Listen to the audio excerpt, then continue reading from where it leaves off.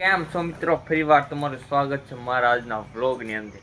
તો આપણે આજે સવારમાં સ્નાન કરીને થઈ ગયા છે તૈયાર ને આજે જવાનું છે આપણે મોટા પાળે, જે આપણા મોટા ભાઈ એકરો ભાગીદારી રાખીએ તો આપણે જવાનું છે ઓપનિંગમાં પેંડા ખાવા. ફાઇનલી મિત્રો આપણે જો આ મોટા ભાઈ ગાડી બેસી ગયા છે અને હાલ્યા જઈએ. આવડા ભાઈ ભાગીદારમાં એકરો ખોલ્યો. આપણે એમના પેંડા ખાવાને આ બાકાજી બોલાવાની છે ફૂલ જો દીને દેખાતો સવારમાં આપણે પાડે જ બાજુ યાદ આવી છે. એટલે સવારમાં ધમા બગડતા પૂગ્યા વડોદરા એગ્રોમાં જો જેનું લોકેશન છે પાળેજ બસ સ્ટેન્ડની સામે વડોદરા એગ્રો કેમિકલ્સ. આવો જંતુનાશક દવા લેવા.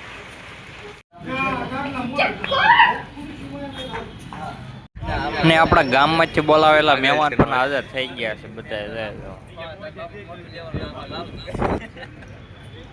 અને અલગ અલગ વિભાગના બ્રાન્ચના પોતાના કાગળે વેચવા આપણે એમાં આપણે બધાના નામ લખવાના કોણ કોણ આવ્યું. અને થોડી વાર પછી પેંડાને બદલે રાખ્યા આઈસ્ક્રીમમાં પાકા બોલાવવાની કહી દીધી સાલ કાંઈ ન કરશે જોઈ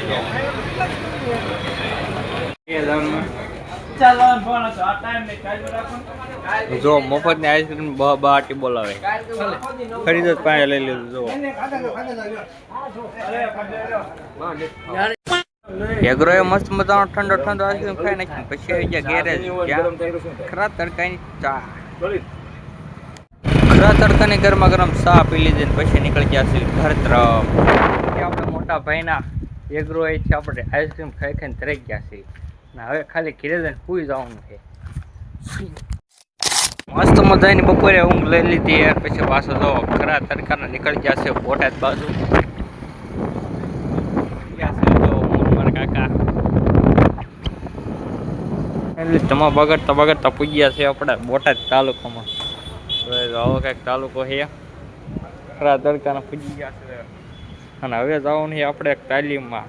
સોપડો પેન લઈ લીધી છે જ્યાં આપણે તાલીમ મેળવવાની લોકેશને પૂજી ગયા છે. આપણે 2 કલાકનો અહીંયા ટાઈમ પસાર કરવાનો છે.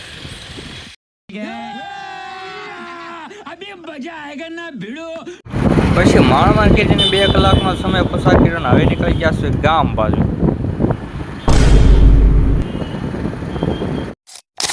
જો પાછા વડોદરા એગ્રોમાં આવી ગયા. મોટા ભાઈએ બોલાયા હતા કામ. હવે પાછું જવાનું છે આપણા ઘાટ તરફ. તે ભાઈને લેતા જઈએ પાછા હમણાં હાર્યા હતા એને.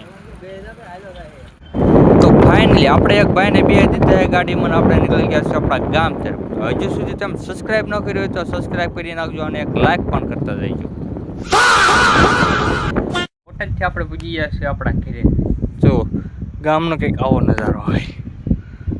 જો કાંઈ ન કટે રૂપાળું મારું ગામડું. ફાઇનલી મિત્રો આપણે વાળો પાણી કરી લીધા છે ને હવે આવી ગયા છે માતાજીના મઢે. ત્યાં જવાનું છે આપણે રેતી ભરવા. આ છે આપણે નાના ભાઈ નિલેશભાઈ. કાં નિલેશભાઈ? ના છે મારા મહેશ કાકા.